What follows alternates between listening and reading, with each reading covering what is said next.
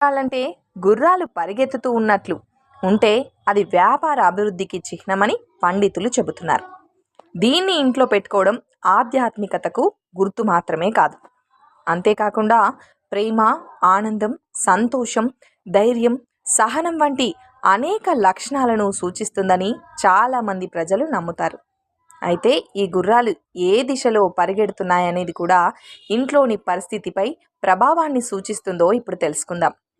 కెరీర్లో పురోగతి సాధించాలంటే తూర్పు దిశలో పరిగెడుతున్న 7 గుర్రాల చిత్రపటం మంచిదని పండితులు చెబుతున్నారు.